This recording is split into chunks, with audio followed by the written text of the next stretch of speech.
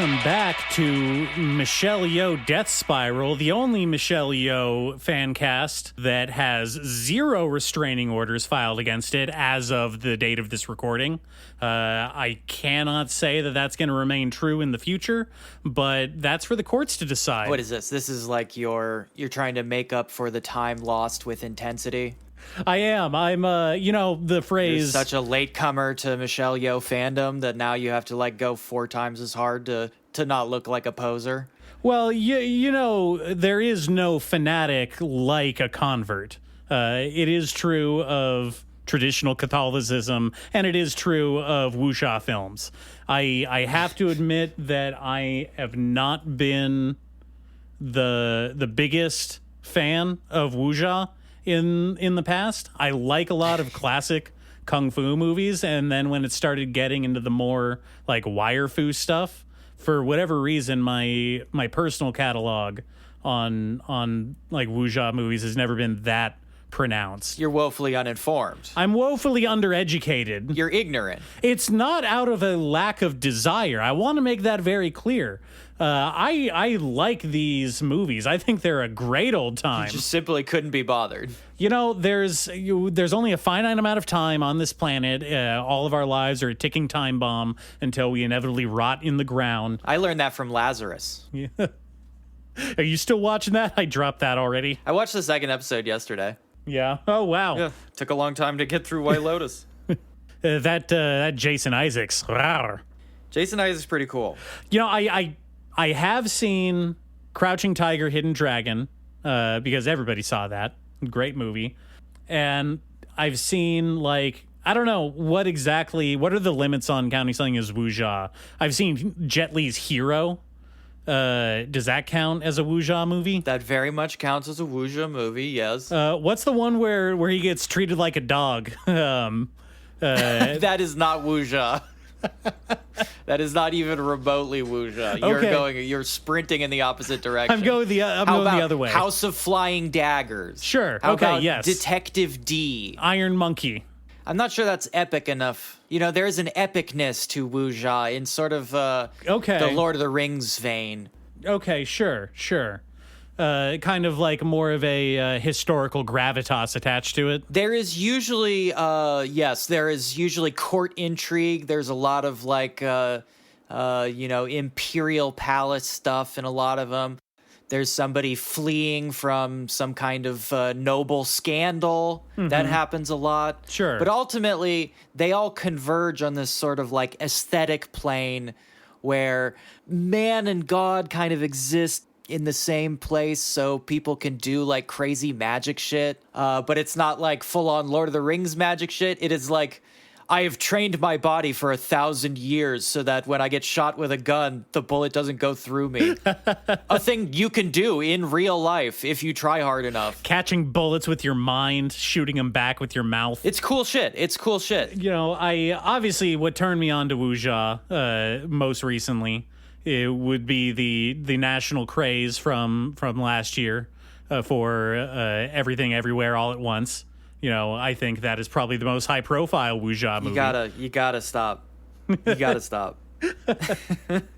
No, a friend of mine picked up a copy of Michelle Yeoh's Heroic Trio. A movie you should have watched over a year ago when I told you to, but you sat on that one for a while. Yeah, well, you tell me to watch a lot of stuff, okay? I know, and you always choose not to, and instead watch bad things. I really don't understand the impulse. Listen, I have a disability. It's called oppositional defiance disorder, and if you tell me to do something, I just won't do it. I just can't do it, okay? So I need you to respect my boundaries. You can't lead a horse to water. Yeah, and I understand. That's why you got into anime to begin with. Yeah. But, when I say something like Near Dark is one of the best vampire movies, and then you watch From Dusk Till Dawn instead, I gotta say, that's very hurtful. Very hurtful. First of all, I've seen Near Dark. It was good. It was a good movie. I just don't think it's like it cracked my top 5 vampire movies. Yeah, but From Dusk Till Dawn is a terrible movie that should not be watched. It fucking sucks, man. That movie sucks so bad. Well, that's not even one of the like. Okay, if I sit down, I can objectively say like there are some great Tarantino moments. That is not even remotely there. You didn't like the scene where he gets to drink tequila off of Selma Hayek's foot? That wasn't doing it for you? No, you know what? I don't like that. I really don't. And you know what? Putting him next to George Clooney to begin with is such a jarring juxtaposition. I feel like it's too distracting to even pay attention to the movie. Okay, to be fair, my watch partner... He's a gremlin. My watch partner has been doing a long form Dracula vampire movie marathon, and they've been going by decades, and that was one of the ones from the 90s that they had never seen. So there was a thoroughly logical reason to watch From Dusk Till Dawn when we did. I had not seen it myself since I was probably 15, so like 60 years ago. I haven't seen Smoking Aces since I was 15. I'm not throwing that shit on. Yeah, I mean, to be fair, I think I might. I remember liking Smoking Aces quite a bit. You're gonna go back? You're gonna go back for the Smoking Aces? Maybe. Hey, that might be Chris Pine's best movie. You could double bill it with like Lock, Stock, and Two Smoking Barrels and really get. I was thinking Josh Hartnett. What's that movie he was in? Lucky Number Slevin. Remember that one? Oh, Slevin? Oh, Jesus Yeah, Christ. great title. Great title. I mean, it's stuck in my mind, sort of like X versus Sever. I don't know what that's supposed to be, but I've remembered it to this day. Wasn't that... I also remember there was a GameCube game. They made a game... not a GameCube game, a Game Boy game out of that fucking movie. I thought that was the craziest shit. I always got the feeling that with that one, because it was something. That wasn't the full title. It was something... It was Ballistic, X yes. versus Sever. They didn't expect people to be totally sold on the title Ballistic, and so they had to add in some kind of, we have to tell them who we're seeing here. Obviously, they're not going to go see Ballistic. They have to know that X and Sever are in it, and they're versus each other. They're in it. Sort of like an X-Files thing, but I guess there's gun fu in that movie. Is that a gun fu movie? I think so, yeah. I would count that as gun fu. So, like, it's like a Wanted, sort of like a Wanted style. God, I have not thought about Wanted in a long time. Maybe like a sci-fi Wanted. Wanted was sci-fi already. They were bending bullets with their magical monk powers. Like, remember that was the plot of the of the Wanted movie. Sure. Equilibrium. Yeah, Equilibrium. Oh, what is that? The one with Charlton Copley in it? Equilibrium? Yeah. I don't know if Charlton Copley's in it, but Christian Bale and Sean Bean are. What's the one I'm thinking? Not Oblivion. That's the Tom Cruise movie. Oh, it was the follow-up movie, Elysium. I'm thinking of Elysium with Charlton Copley and Matt Damon. Yeah, was that gun fu? I never saw it. It was not really gung fu. It was like they had superpowered exoskeletons that gave them like kind of kung fu powers, but it was mostly just them punching each other with like these wires attached to their arms, from what I remember. Okay, yeah, that's sort of just kung fu. Yeah. I'm thinking more like The Equalizer. Well, no, The Equalizer is absolutely not gun fu. That's just an action movie. He does tactical moves. He's a tactical move kind of guy. I think we're missing the forest for the trees here, in that I think gun fu, John Wick, is kind of the shining example. Well, John Wick, of course, but yeah. you know how I feel about those movies. I prefer, like The Bourne Identity. Those are okay movies. They're kind of fun. The Mission Impossibles. There's not a lot of gun fu in Mission Impossible. There's actually not a lot of gunplay in general. It would take away from the spectacle of Tom doing the stunts. Yeah, it's usually about watching Tom like drown, or like fall out of a plane, or climb a tall building, or do a motorcycle jump. The rest of the stuff is like, whatever. Doesn't he punch a guy off a plane? Doesn't he have a fist fight on a plane wing? He punches two guys. No, he's always punching guys in planes, but in the most recent one, he punches two different plane guys very quickly in a row. And it's fantastic. It's great. It's true filmmaking.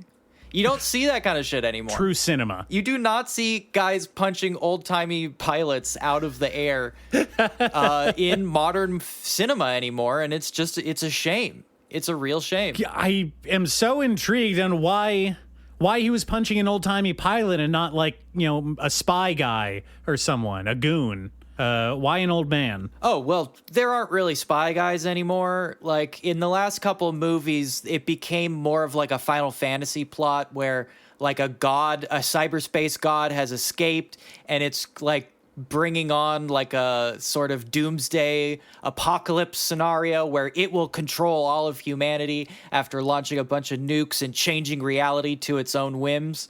And Tom Cruise is the only guy who can stop it because I guess he can hold his breath for a really long time. But there is straight up like at the end of the movie, the main villain just starts saying video game boss shit, which is some of the funniest shit ever. He just becomes a video game boss like in the last third of the movie, and he's saying stuff like, "It's futile to resist me," or like, "I will rule the world now." Ha ha ha ha. It's so great. It's so great. Tom, you have to destroy the giant enemy AI and attack its weak point on its back. It's sort of like it becomes a point where people are basically treating him like if Shinji was like a Chad.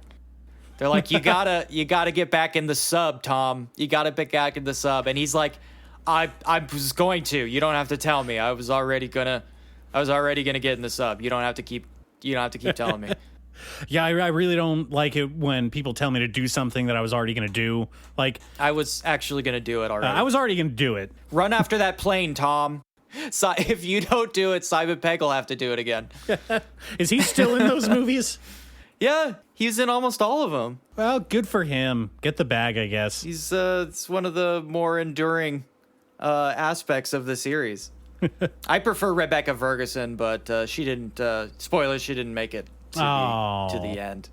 Yeah, I was pretty bummed about that. Well, she had to make time in her shooting schedule to film Dr. Sleep 2. I was thinking Dune 3. Are they still making Dune movies? I thought we were done with that. No, there's like a whole other one. Like he in the end of the last one, he had just taken out the Harkonnen kid. Yeah, he beat the Harkonnens, and that was the happy ending. No, we got to at least get to the part where they start cloning Duncan Idaho. Like I don't even like these movies, but if they don't get there, I'm like, what was the point? I want thousands of Duncan Idahos, like what George ripped off for, what was it, episode 2, episode 3, the Clone Wars? Uh-huh. He was just doing Duncan Idaho. No, I think we all figured out how much George was ripping off Dune when he said, like, oh yeah, and they've got like a drug that they mine from desert planets called spice. That's just in Star Wars. So he's sort of a destiny child, and he lives on a sand planet. And people treat him like the Messiah because he's got a lot of midichlorians. He's in conflict with the Galactic Emperor. It's really tragic story. It's sort of like Shakespearean. Oh man. Okay, we've gotten off topic of where I wanted to go with this. I wanted to talk about Michelle Yeoh and her. Okay.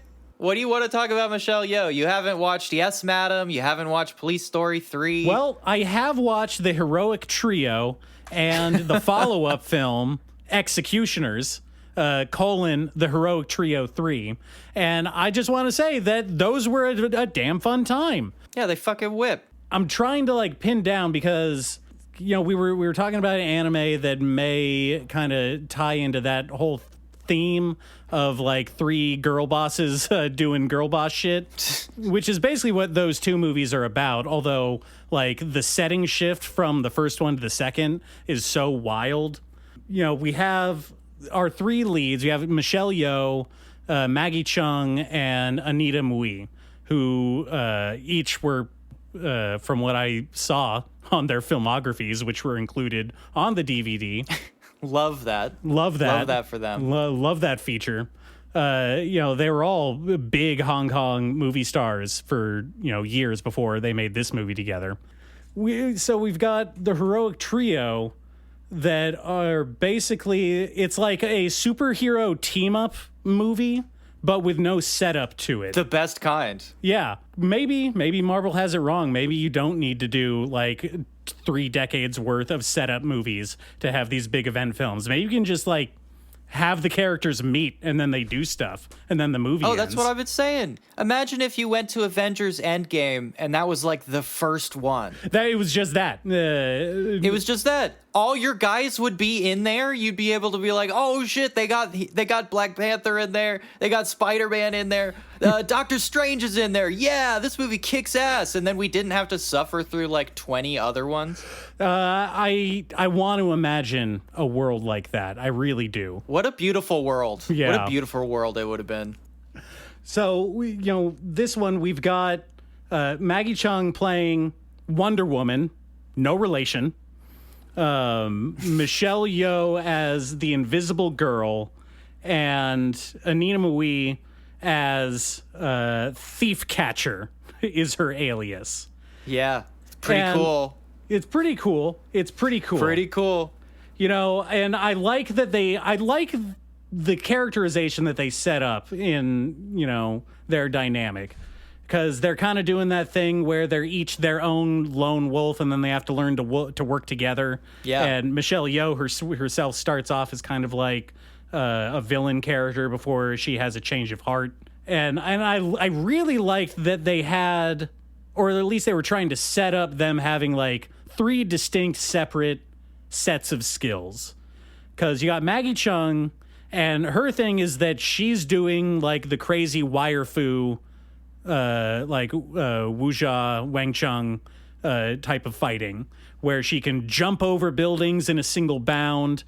She can kick bullets out of the air and stuff and flick them back. Yes, I mean not particularly impressive because this is kind of thing you could learn how to do with just a few years of training. It's true. Yeah, anybody can do it. If you dedicated your body and soul to it. Yeah. As long as you have an iron will of discipline, you can do anything. Yeah, I mean, eventually magic gets introduced, and that's a little more impressive. But it's the bounding.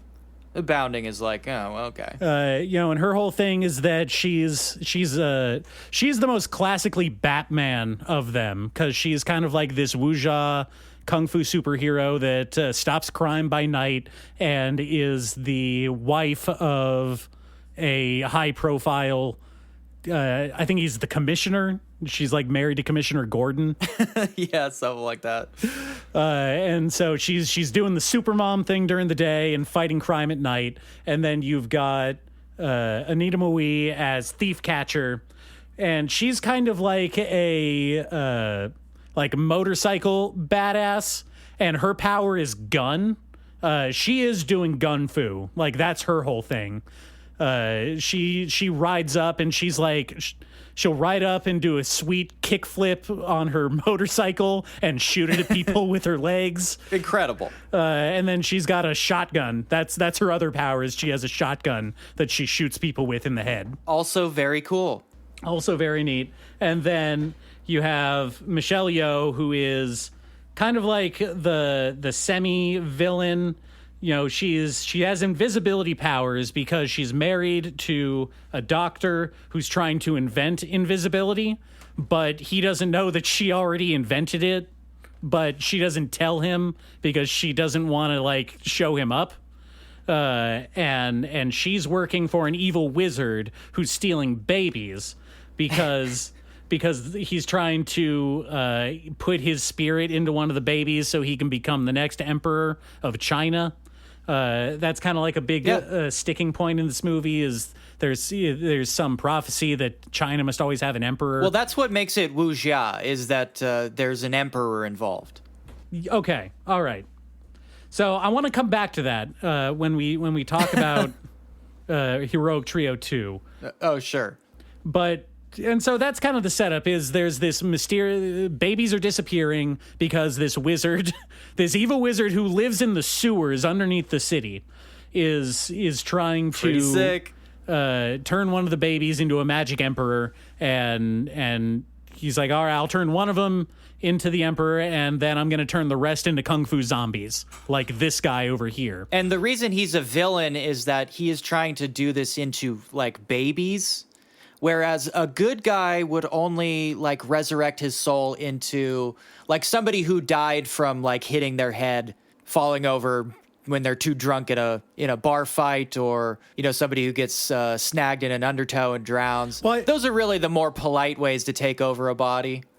It's kind of the good guy style. Sure. And I think part of the big distinction there is that, like, if you're going to be taking over someone's body, it should be like an adult body, right? I think that's probably a big part of it. Well, you know how I feel about Isekai. And then if you have a bunch of spare bodies that you don't inhabit after that, it is only polite to let the other ones go instead of, say, blowing them up with dynamite, which is something that happens. Michelle Yeoh does blow up a bunch of babies with dynamite at the end of this movie. Yeah, it's sick. It's cool guy shit. It fucking rocks. And a bunch of cool kung fu stuff happens in between, but that's the general bare bones of it.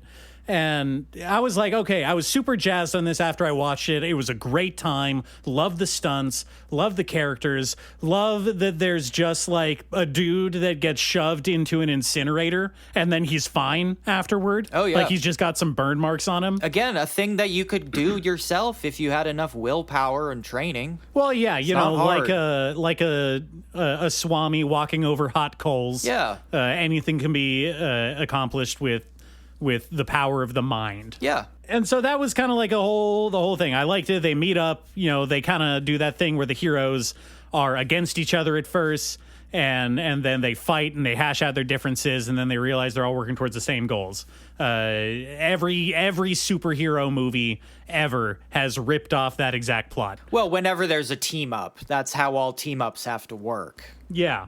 Especially if the team up is highlighting three like distinct characters. Like, all right, everyone's trying to be the lead, right? And we have to hash out our differences to see how we're going to work together as a team. Well, what is the main problem of getting three badasses together? It's the personalities. It's the ego clash. Everybody wants to big dog each other. So, like, that is the conflict for the first third of any of these movies. Yeah. Is just the three characters big dogging each other until, like, a fourth character comes in and big dogs all of them.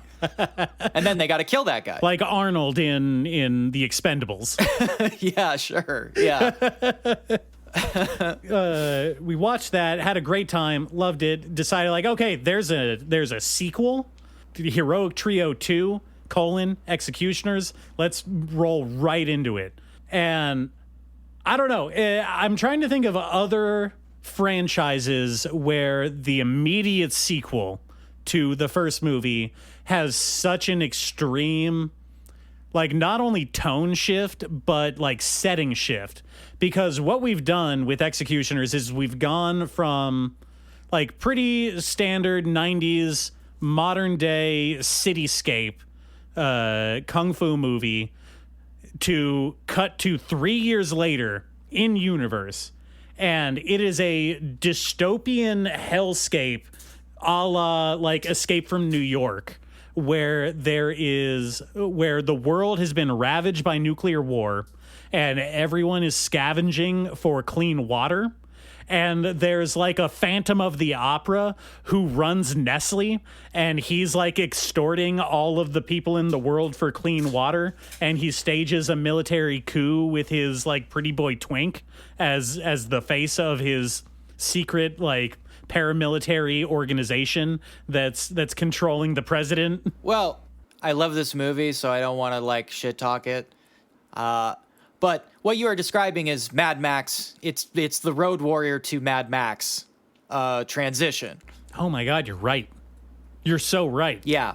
Well, I wanted to mention, I don't know if you are even familiar, but, you know, both of these movies were directed by Johnny To, like, pretty early in his career, who is absolutely fucking legendary. Not super well known for his kung fu movies, but he got really into directing like Chinese crime movies. Like, so he did the two big ones are Election and Election 2, which if you watch these back to back with the Heroic Trio, I don't think you would guess like in a million years it was the same guy, but just as good. Really, really fucking rule. Johnny Toe is an interesting guy. No, I've never heard of those. I assume it has nothing to do with the Chris Rock movie, The Election. It does not. It is much better than any Chris Rock movie I can think of. Okay. They're like very good movies. So Mad Max is a great comparison. I really like when franchises do kind of like that big shift. I think that it probably can go the wrong way for a lot of people sometimes. I think we're seeing that. Another kind of comparison that just popped in my head. I think we're seeing that with the recent Doom game that came out. Have you played any of that yet? No, I didn't want to pay. What was it? It was one of those games that came out for $70. $80, I think. $80. It's part of the new wave, and I was like, you know what? I have enough $10 games I've bought recently that I think I might sit this one out. Yeah, I've not played the Dark Ages yet as well, although it was a day one Game Pass release. But from what I'm hearing, it's kind of like the modern Doom franchise is doing that with each one. You know, you have Doom 2016 and then Doom Eternal. Very big gameplay shift in the way it handles and like how it wants you to play. And then Doom, the Dark Ages, apparently is just a straight up like medieval hack and slash game with very little or minimal gun work to it. I don't know much about it, but I do think there's like, doesn't Doom Guy get sent back in time? Isn't that what happened? He probably goes through some kind of demon portal or temporal rift or touches a time doohickey. I don't know. I think he does go back in time, and more importantly, he does the thing that you're never supposed to do with a protagonist like Doom Guy. He takes his helmet off. Like, a lot. Oh, yeah? Like, a lot. Yeah. Oh, well, I'm glad I didn't play it then. Yeah. In that case, I'm very glad. So, not sure how I feel about that. I can tell you from the Halo TV show, taking off the helmet is always a bad choice, it seems like. Did you watch any of that? I watched a little bit of it. I watched the first episode, but I could not bring myself to carry on with it. It was baffling. Grim. Yeah. And I cannot get over that they got the creepy cop from Orange is the New Black. Oh, the rapey prison. I was gonna say Wire season 2. Well, I'm sure he likes to put that one higher up on his resume than the rapey cop from Orange is the New Black. Yeah. What about he was in American Gods as well? Didn't he play the very tall leprechaun? Yes, he played the very tall leprechaun. Is that guy actually Irish? I don't know. If not, I was about to call his accent bad, but if he is, then I'm not gonna say that. I don't think he is. Well, then he has a bad accent, and it sounded bad, and I could totally tell that he wasn't Irish. Damn, you got his ass. Anyway, that's all I wanted to get off my chest. Wuxia films are very cool, and I want to start watching more of them. Yeah, okay. So are you ready? Are you prepared now to dive into this world? I think so. I mean, so we've watched Detective D together before. Many times. And I love that movie. That's great. Yeah. I've watched all of them, and they're all fucking great. They're all really good. I liked Hero, although I have to admit, and as much as I know you hate to bring Tarantino back into the conversation, the sole reason that I did go to see Hero in theaters when I was like 14 was because of its production association with Quentin Tarantino. So as much as you hate the man, you have to give him his credit when it comes to he got me into a theater to see a foreign movie. I refuse.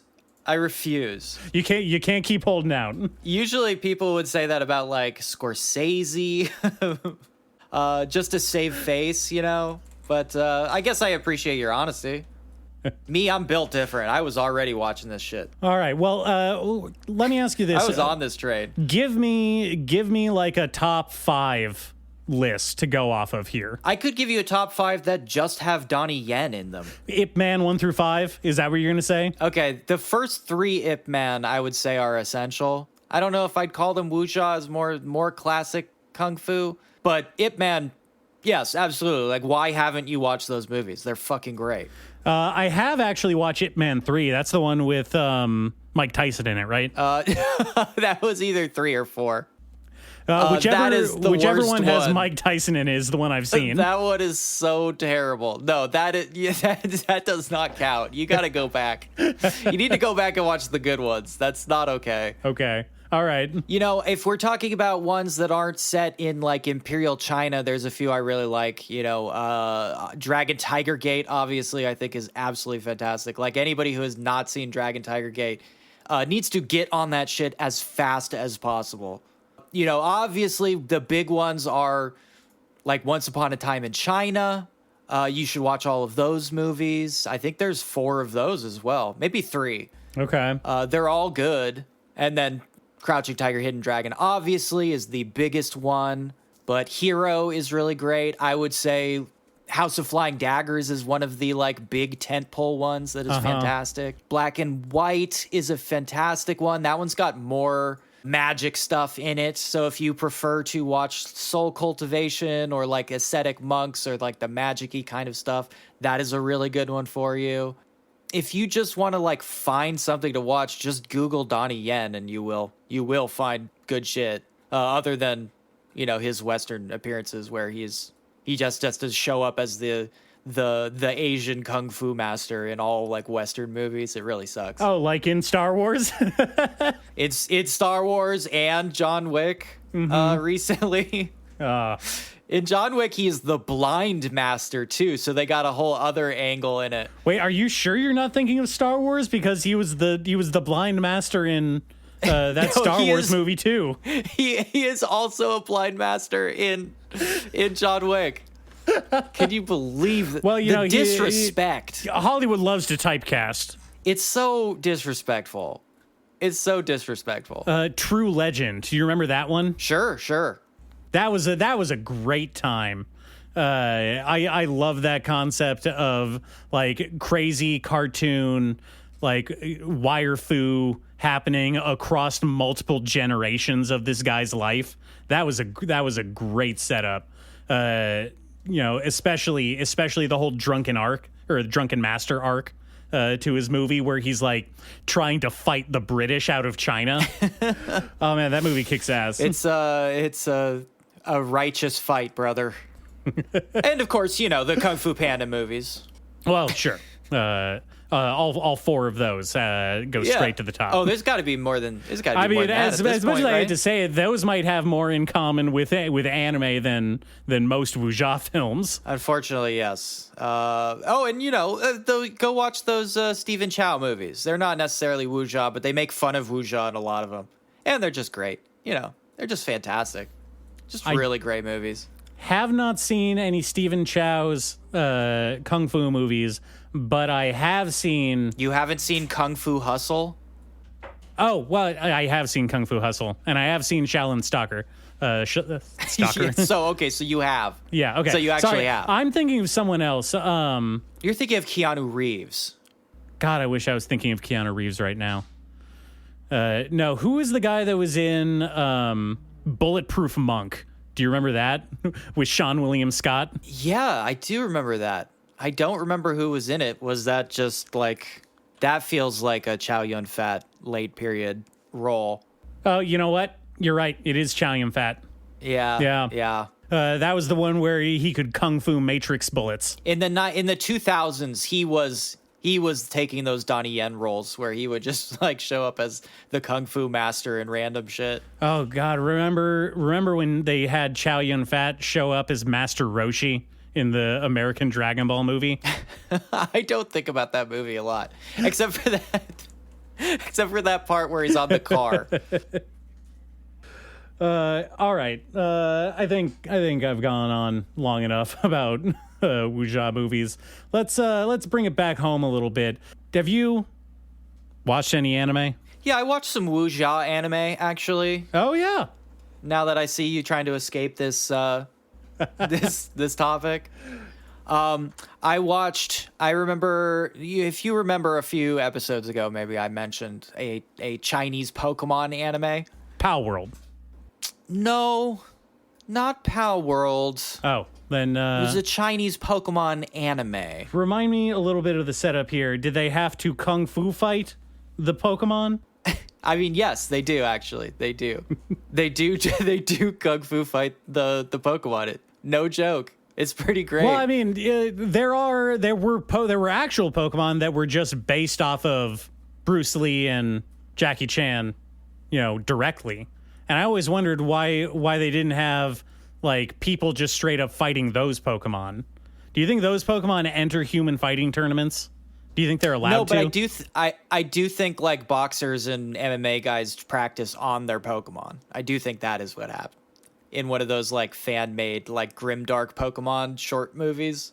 There's definitely one of those. Man, I gotta say, I am just real quick. I'm so glad that we're moving out of the YouTube era of gritty, like dark fan made, like fan project movies.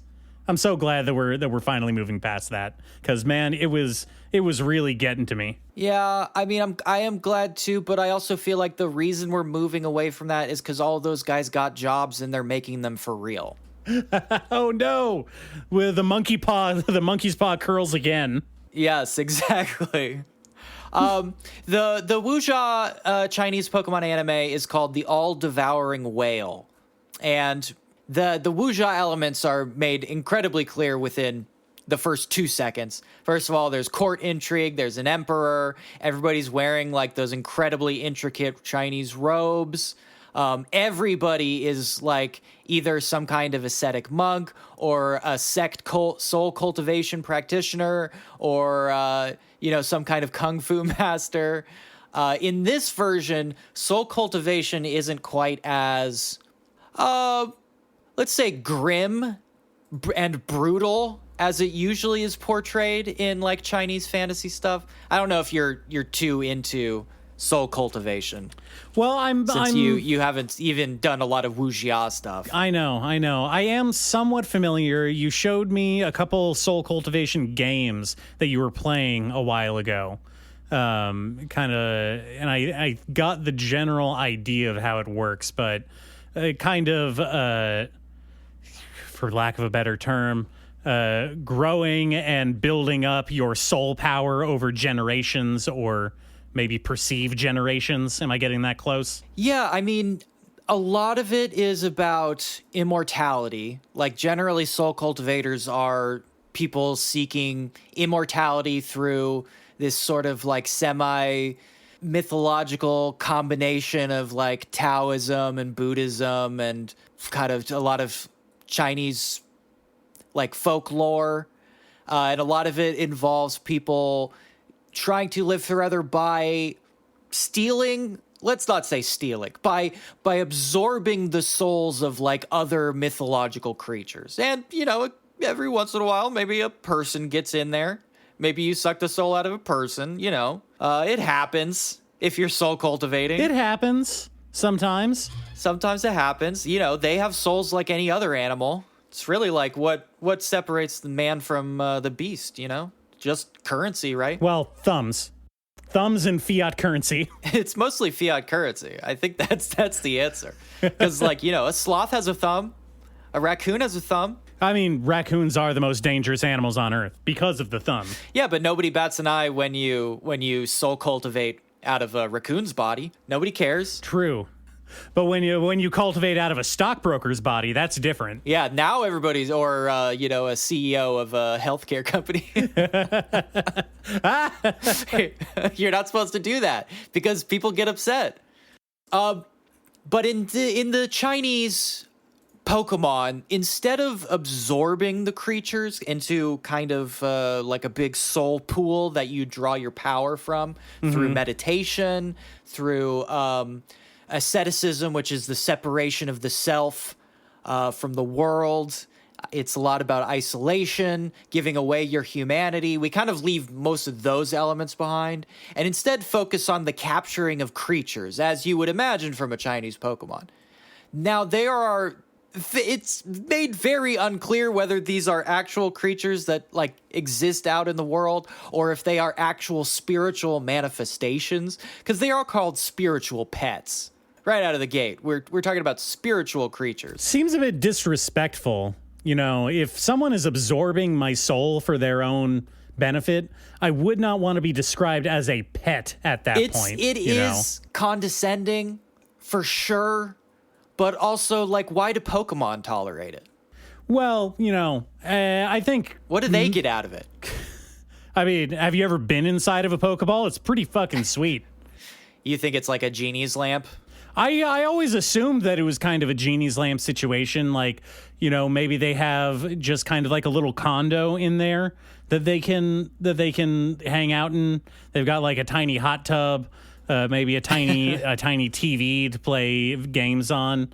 I really hope that it's something like that, because the other option is that you're kind of putting them into this like suspended animation state inside of this tiny ball, and the only time that they get taken out... I assume it's a void. You think it's a void? I think they just go into the void. Because I think that kind of makes it more of a living hell, right? You know, I have no mouth and I must scream kind of situation. I think that's exactly what it is. Because imagine their existence from their perspective then. You know, you get taken out of the Pokeball. You have to fight for your life in a multi-round match, often getting poisoned or just beat unconscious.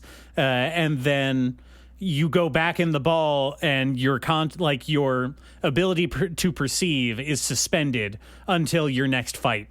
From their point of view, that's just a never-ending lifetime of pain until, like, you either get euthanized or let go. Yeah, exactly. That is exactly what I am positing. Oh God, I'm doing it. I'm doing the gritty, like, modern. You're doing the grimdark. The grimdark fan. Yes. God, don't be too hard on yourself. This is the mental illness that all millennials share.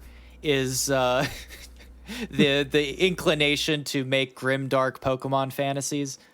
In this version, it is even less clear because instead of a Pokeball, you use sort of your spiritual essence to create an energy pocket, and they just hop in. They just get in. So you can just make a little pocket dimension, they just hop into you.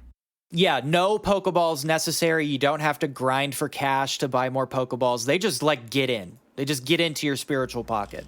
And, like, is this after some kind of kung fu display of dominance? Like, how do you make them bend the knee to you? Well, in a twist of mercy, compared to Pokemon where you have to beat them into unconsciousness and then physically capture them, it's more about a mutual respect. Like, you implore the spiritual creature for their aid, and they choose to help you based on your spiritual power. No matter how kind and respectful you are, if you have a low spiritual power, it's just not happening. Okay. All right. So hit the spiritual gym, cultivate your sect, level up a little bit, and then maybe you'll get like a cool one, like for example, a snake or a mountain ape. That's a good one. That's a really good one. All right. You know, some people have like a little dog or a raccoon, and you can tell like that's not as impressive. Hey, check out this loser's dog spirit. Yeah, it kind of sucks. In fact, the joke in the first episode is our main character begins with one of the best of all spiritual pets. Pet seems like a bad word for it. Yeah, that's what I was saying earlier. It doesn't seem respectful. Yeah, that's how it's translated, but I really feel like it's not the right word. Is slave better? Does slave work better? No, not slave. No, companion maybe. Spiritual companion. I'm going to go with companion.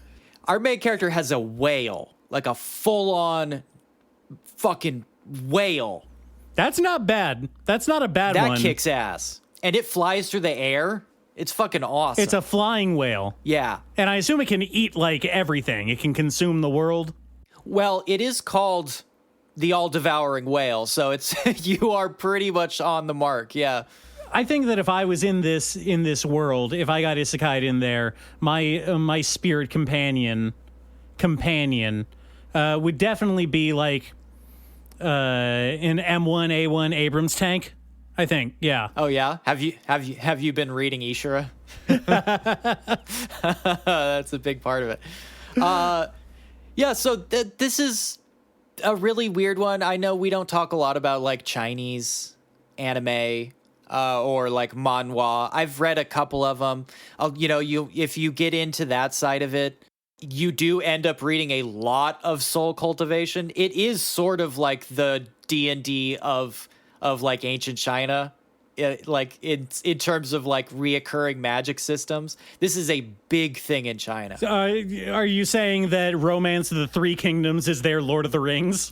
Yeah, I mean, it's closer than Lord of the Rings is for sure. Well, I would say, Journey to the West is more like their Lord of the Rings. Okay, sure. God, I would love to see an alternate universe where in like the 60s spiritual revival movement, and like mysticism and naturalist movements that kind of spawned the popularity of Lord of the Rings and nerd shit. Like nerd shit. The path line is, and it's a very straight path you can draw between the publication of Lord of the Rings, the hippie movement picking up on like its pastoral idealism, and being like, all right, we're just going to do that, and creating Ren fairs, and then Ren fairs kind of assimilating into the board game / like miniatures wargaming kind of community, and yes, creating what we are calling modern nerd shit. Nerd shit. Where instead, Journey to the West and Romance of the Three Kingdoms, and I don't know, I guess it kind of did in the 70s, but Taoism kind of became way more popular. And so we have like, instead of Dungeons and Dragons, we've got like kung fu table RPGs that kids were playing. Oh yeah, during recess in middle school or whatever. Wouldn't that be great? That'd be fucking kick ass. Journey to the West is cool. Look, half of this is because we grew up here, mired in Western mythology, and that's all like King Arthur, Arthurian legend shit, which is like passing old paganism through Christianity to create sort of Jesus Knights, essentially. Like that's kind of what it is. The Templar kind of archetype. Yeah, exactly. King Richard, all that shit. Sure. And then you get, you pass through that into like Lord of the Rings, and then we end up with D&D being our dominant mythological culture. I gotta say, I prefer Journey to the West, man. Journey to the West fucking rocks. That shit is cool as hell. Literally anything you read about Monkey is like the craziest shit that has ever happened in fiction. Sun Wukong beats up God. He just multiple straight up times. beats up God. Not just the god, like all the smaller gods too. In fact, he gets kicked out of heaven for beating up gods too much. God is like, hey, cool. You're too rowdy, monkey man. You got to get out of here. That shit fucking whips, dude. What if King Arthur had instead like kicked God's ass? Like he took Excalibur and the Holy Grail and he was like, I'm coming up there for you. That would have been so fucking cool. Sun Wukong is so awesome. But yeah, like you said, this stuff filters through Taoism and then like modern wuxia and becomes, I believe, what I call soul cultivation, they call jianjia, which is a subgenre of wuxia that involves more of the magical shit of Taoism legends into it. And that's all like the soul cultivation shit and trying to attain more immortality by like sitting on the mount and practicing meditation and basically turning your back on humanity, which is really funny in the context of this Pokemon shit, because Pokemon is all about, friendship. And this anime is also about friendship, even though it contains all those elements. Do you only get the one companion, or do you build a team like Pokemon? You can get as many as you want. You can get as many as you want. You can get as many as you want. Now, is there... I guess I should... Let me set this up, just because I haven't even said what the setup of the plot is. It's Chinese Pokemon, and our Ash is a sect leader. He has his own sect, so he's been very successful. So he's already a master, with pupils. Yes, he is a master, and as a master, you have the right to be challenged, right? Of course. And when you're challenged, you can't back down, so he's forced to go and take on a rival master. And he has the All Devouring Whale, and the guy he's fighting has the flame ape, the flaming mountain ape, The grape ape. the grape ape. And grape ape goes absolutely insane in the ring, and seemingly punches the whale so hard it goes insane and becomes a zombie whale. I'm not clear on the mechanics involved, but I guess that is a thing that can happen in these Pokemon fights. Okay. Is like somebody can be punched so hard they become a zombie. And the zombie whale, and this is something you don't see very often in Pokemon, the zombie whale kills its own master. Oh. Just right in the middle of the fight.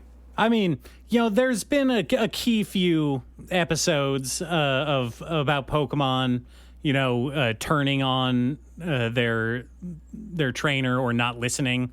You remember there's the whole thing about Charizard. He didn't listen to Ash because Ash was underleveled. Yeah, he did not kill Ash and eat him, though. No. But he would have if he wanted to. He could have. If this was a grimdark Pokemon short film. Yeah, I'm doing it again. God damn it. He's doing it again. Luckily, because our man is the head of a sect and had assumed his family's secret techniques, he got very lucky here because it turns out his family's secret technique is soul restoration. And like I said before, because he's the good guy, he doesn't need like a stable of babies.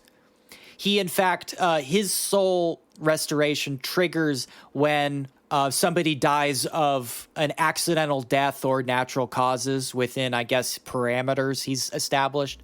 Because he's, the head of the sect and he can do that shit. He's really good. He's like good at this shit. Okay. All right. And so a year later, somebody meets his criteria and he awakens in a body that mysteriously died. We do not get how this body died or any like that. He just comes back.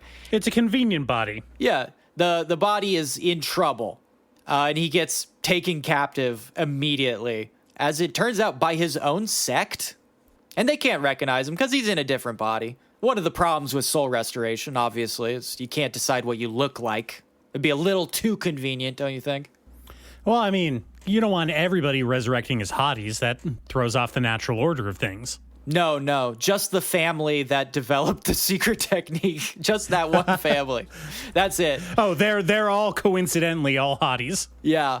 But here's the big twist. Here's what kicks off the plot of the show. Because when he comes back, it has been a year, and he immediately discovers that his family's all-devouring whale, that was their specialty. His whole family fought with all-devouring whales. Okay. He finds out because his all-devouring whale went insane and ate him, all-devouring whales were killed off, all of them. The all-devouring whale is now extinct as a species of spiritual companion. Did they just die, or were they killed on purpose? No, they were hunted. They were hunted to death. That seems like a bit of an overreaction. There was an imperial decree that was all-devouring whales have the possibility of ascending into evil zombie form, so let's just kill all of them. Let's just have all of them murdered.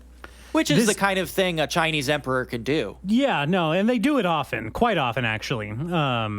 This does bring up the question, how can you hunt a spirit to extinction? Does not it being a spirit imply some kind of, non-corporeal existence that can't exactly be killed? See, you are trapped in your typical gaijin Western chauvinism. Oh, no. The idea that a spirit is some kind of transcendental being that can be removed from the earth, whereas a spiritual companion is of the earth.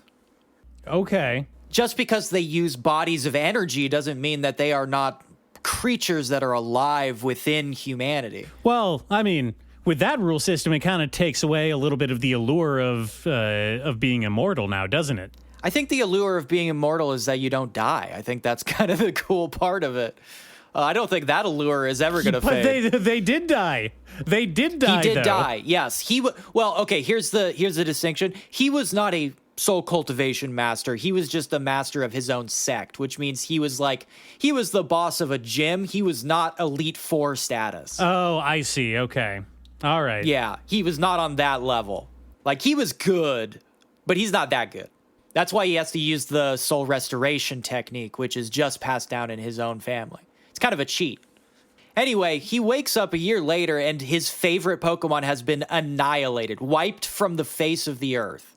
And he's pretty pissed off. This is not a good thing for him because that was kind of like his big move. That was his thing. That was his thing. Yeah. You know, it's like if Brock didn't have his Geodude or Onix, it'd be like, it would not be good for him. Yeah, it does bring up a question. Like, they just let anybody be a gym trainer in Pokemon.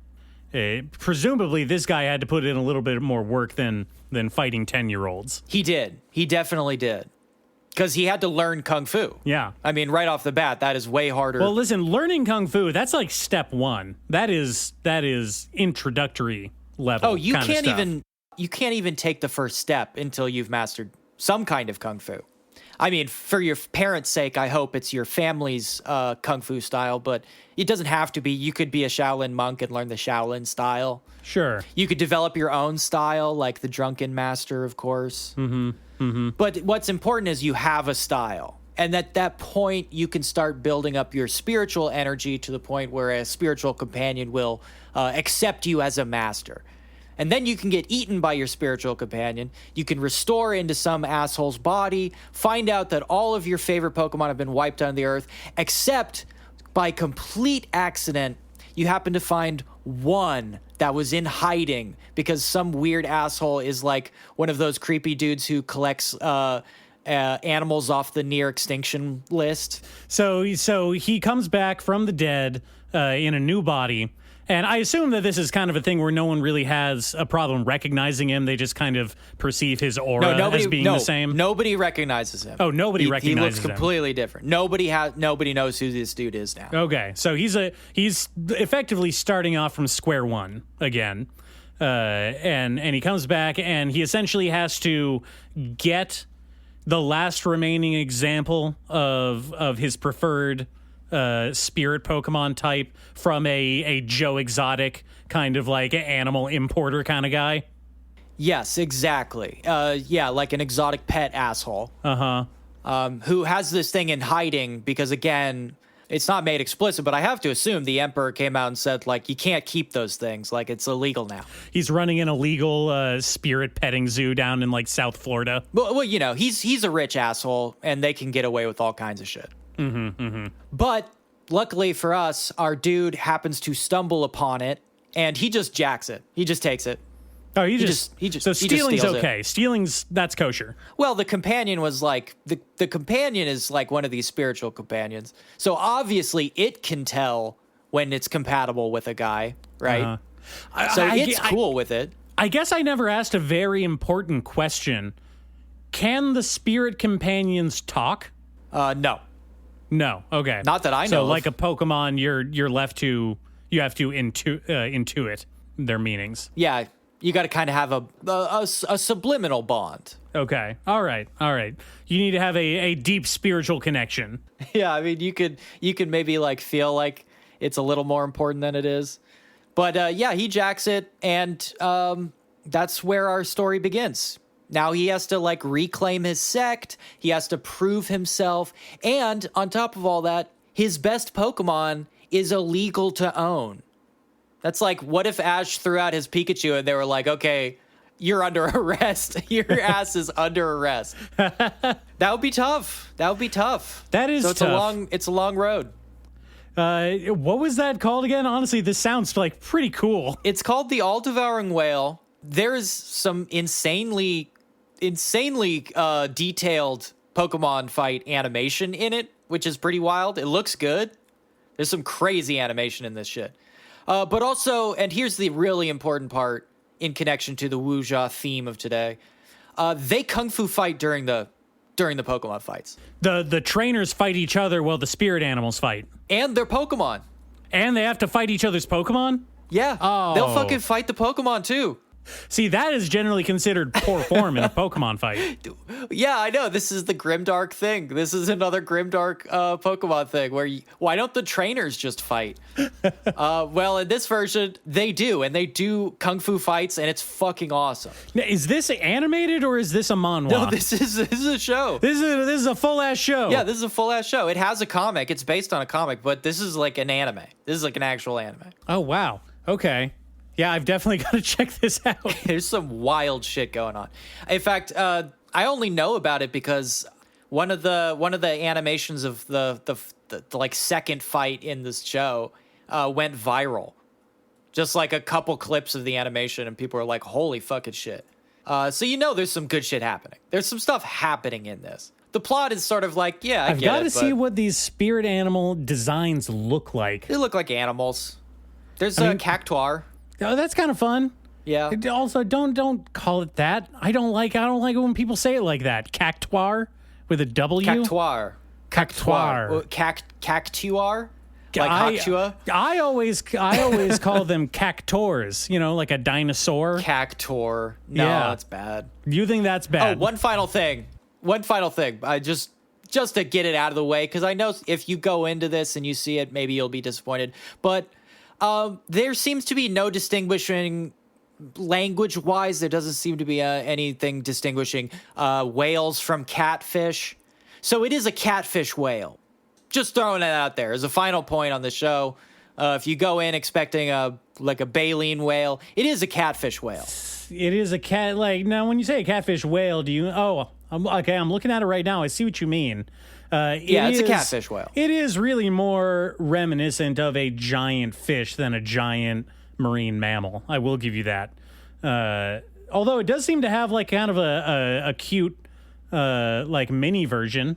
Maybe it can shrink down.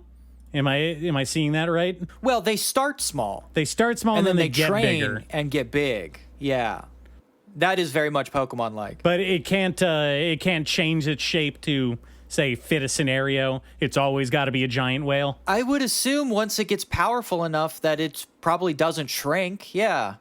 I mean, what would be the point of that? See, I'm looking at it. This lady has a giant snake. That looks way cooler than a giant catfish. Giant snakes are cool, but they're not as cool as the All Devouring Whale, who can eat anything and potentially destroy the world. I mean, if you extrapolate far enough. Okay, well, when you put it like that, maybe it's a good thing that they got rid of all the all-devouring apocalypse whales. Yeah, well, if you think about public safety, I suppose that's true. But as an animal lover, I cannot condone the entire genocide of a species of Pokemon. I just can't go there. It's too far. Yeah, it's too far. It's too far. All right, I had a manga that I was going to talk about, but we're running a little bit close on time here, so I think I'm going to save it for the next episode. There's probably some pervert shit anyway. Oh, it's definitely some pervert shit, but we'll get to it. I'll save it. Okay. All right, we'll do a pervert shit episode next. Though right. We did just do Kakiguri, so maybe we're going too hard on it. Fuck it, let's do a pervert episode. I'll let you know when I've had enough, okay? All right. All right, beautiful, tall, handsome listeners. This has been Wuxia Death Spiral. Thank you once again for listening in. You're welcome for these TikToks I put out. You're welcome. You're welcome. Please and you're welcome. Yeah. Watch Dragon Tiger Gate. Okay. I think I actually am going to watch Dragon Tiger Gate because I've seen most of the other big names that you threw out there. I've seen Hero. I've seen House of Flying Daggers. I've seen Crouching Tiger, Hidden Dragon. But that one has been on my list for a while, so I'm going to definitely check that out. No, watch Dragon Tiger Gate. It is a beautiful follow-up to the Heroic Trio as well. It's got a lot of spiritual connections. There's a lot of thematic elements they have in common, and also they just fucking goddamn, they rule so hard. Until next time, dear listeners, bye.